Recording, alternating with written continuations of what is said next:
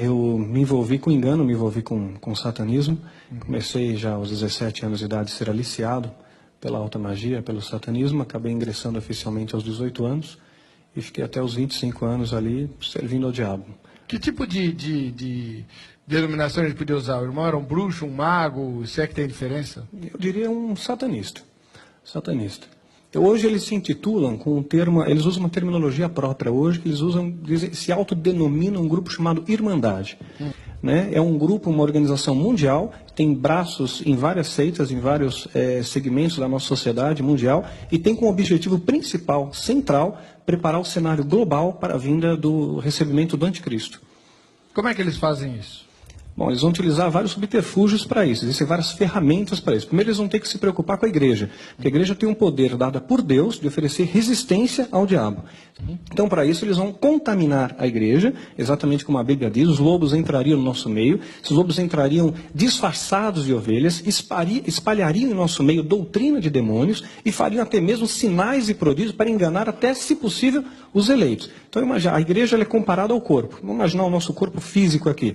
Nosso corpo ele tem um sistema imunológico, ele vai ser o responsável pelo sistema de defesa do corpo. Se esse sistema de defesa ele baixa, a sua resistência baixa, vai entrar um vírus, uma contaminação. Então esse tipo de contaminação está entrando no corpo de Cristo. E estão havendo aí, está havendo erupções dessas manifestações no nosso meio. Nós estamos vendo aí o corpo de Cristo doente, muitas vezes dividido, muitas vezes ensoberbecido, entrando mentira, corrupção. O irmão pode dar, por exemplo, um exemplo concreto de algum tipo de atitude assim, estratégica desse grupo dentro da igreja? A atitude, existem dezenas de métodos, né, para neutralizar a igreja, neutralizar ministérios. Eu vou procurar sumariar e vou me ater ao mais utilizado. Existem várias estratégias para isso, até o mais utilizado. Primeiro, é claro, vai ser envenenar o corpo de Cristo com uma contaminação. Eu vou desmembrar essa contaminação para ficar mais claro. E o pior seria matar o corpo de Cristo, ou seja, matar ministérios. A noiva não vai ser abatida, mas ministérios vão ser destruídos e muitos, infelizmente, vão ser deixados para trás. Então, o que acontece? Imagina que uma caixa de som, ela está ali preservada, né? Funciona quando passa corrente elétrica sobre ela. Se você tirar essa caixa de som da eletricidade, da fonte de energia, essa caixa de som, embora tenha aparência de caixa de som, ela não faz mais a função dela, não produz mais som. A igreja, embora a igreja possa ter aparência de igreja, se essa igreja for desplugada do plugue do céu, deixa de fluir sobre ela o Espírito Santo, e aí sim aquele ministério morre. Vai entrar doutrina humana ali.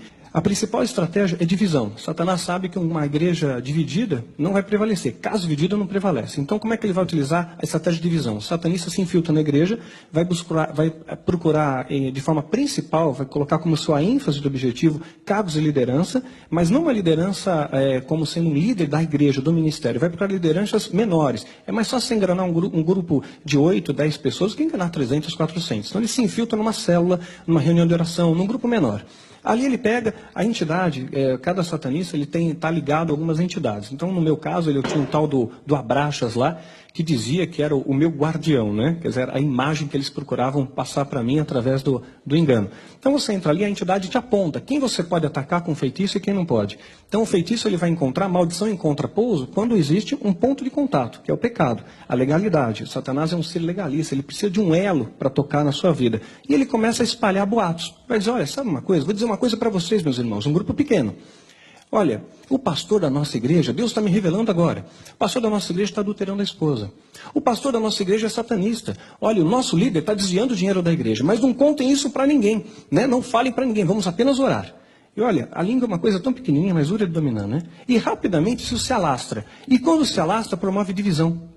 A fofoca no coletivo promove divisão. Por isso que Deus abomina quem semeia contenda entre irmãos. E esse termo abominar, se pegar do dicionário, significa repelir com horror. É algo que Deus detesta.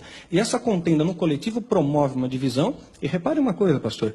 Quando ocorre rebelião numa igreja, a divisão, quando ela é promovida por rebelião, é uma questão de tempo. Aquele ministério vai brigar entre eles de novo, racha outra vez, briga outra vez, racha. Isso que nós chamamos na batalha hereditária, na maldição, na batalha espiritual, de maldição hereditária. Aquela coisa vai se perpetuando debaixo de uma legalidade. Só tem uma maneira de reverter, pedir perdão para Deus e humildade, pedir perdão ao homem ali, né? Quando você fala que eles estão preparando a volta do anticristo, certamente eles não dão esse nome nem esse enfoque, né? Como é que eles trabalham os seus seguidores com relação a isso? Não, eles falam declaradamente, é o anticristo. Eles acreditam, eles vendem uma imagem distorcida, e o poder de persuasão de Satanás, ele é muito grande. Satanás é um ser extremamente inteligente. Muitas vezes nós temos a ideia que Satanás é um leão sem dentes, mas a Bíblia compara ele ao leão.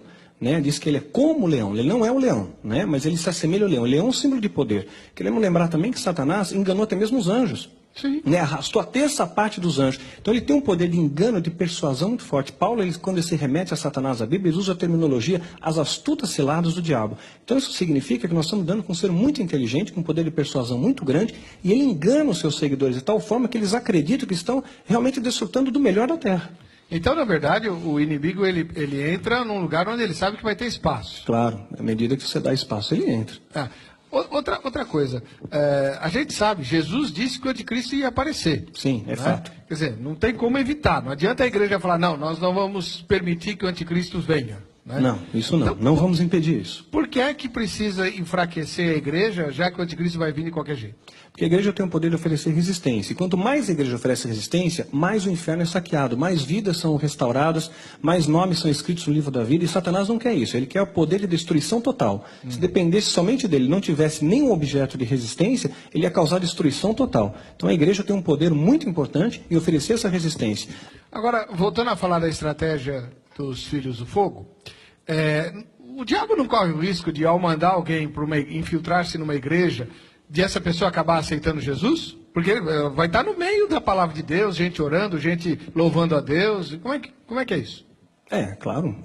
Eu acho que até que eles devem ponderar esse risco calculado. Isso aconteceu comigo, graças a Deus, né? Ah, é? Como é que claro, foi? Eu me converti numa igreja evangélica. Eu namorava com uma moça, vou ter que sumariar também, estamos na televisão, né? Mas eu namorava com uma moça evangélica, né? E ela não sabia dos seus pais? Não sabia que eu tinha envolvimento com satanismo, com alta magia. E eu frequentava a igreja com eles. E naquela igreja, eu me divertia de ir. Porque o líder de louvor daquela igreja, ele não era satanista, mas ele tinha um ponto de legalidade, tinha um pecado, e fazia com que houvesse uma contaminação naquele louvor, era um louvor que não passava do teto. E eu via as entidades, via os demônios ali. Até que uma ocasião, que eu fui naquela igreja, eu vi um pastor ali pregar. Eu nunca tinha visto aquele homem pregar até então, mas a hora que ele subiu no púlpito, aqueles demônios recuaram, se afastaram. Eu senti dele um ódio, uma ira, um ódio que ser humano não é capaz de sentir, um ódio que vem do inferno, e tentei lançar um feitiço contra ele naquele dia, não deu certo. Noutra ocasião, aquela moça tentou marcar, a moça que namorava comigo, marcou um encontro, uma reunião com aquele pastor, eu fiz feitiços, encantamentos contra ele, a noite inteira, e pensei que ia matá-lo, né? No dia do encontro ele não foi, pensei que realmente ele tinha morrido, e aí marcamos 3 vezes esse encontro, né? As 3 vezes eu fiz encantamentos, feitiços, pedi mais ajuda de outros feiticeiros, e todas as vezes ele foi sendo preservado, foi acontecendo milagres, ele foi sendo preservado, né? Eu estou sumariando bastante, isso aí, quando eu conto no seminário é 40 minutos, aqui eu estou compactando, e até que eu realmente, ele acabou indo num desses encontros, na última vez eu tinha certeza que o homem ia morrer, né? E quando ele apareceu, eu não conseguia nem olhar para ele, era um homem cheio do poder do Espírito Santo, eu não sabia o que era isso, mas a impressão é que se eu olhasse para ele demais, se eu tocasse nele, eu ia cair por terra. Ele me levou para a sala dele, eu entrei primeiro, ele entra atrás de mim, tranca a porta a chave. Quando trancou a chave, eu falei, poxa, a coisa vai pegar para o meu lado aqui, né? Rapidamente olhei para a janela e vi grades na janela. Num cálculo rápido mental, descobri que eu tinha que emagrecer muito para passar por aquelas grades. E aqui eu falei, pastor, eu não quero mais falar com o senhor não, eu preciso ir embora. Né? E ele falou, olha, eu não vou falar com você não, filho. Você não quer conversar, não vou conversar, vou apenas orar por você. Impôs as mãos sobre minha cabeça, perdi a consciência, e foi uma guerra, foram 3 horas e meia ali. E... Ele sabia?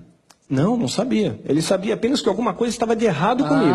Tá. Quando ele orou, manifestou uma entidade e ali foi uma guerra. E quando eu saí de lá realmente renovado, transformado por Jesus. E a tua irmandade, não foi atrás de você? Claro que foi, até hoje. Ah, é? Não desistem, não. Mudam risco, as estratégias, existe né? risco de vida para quem abandona a irmandade? Existe sim. Nós somos ameaçados e houve muitos atentados contra a minha vida, contra a minha pessoa, contra a minha família, que me fez já mudar de casa 3 vezes.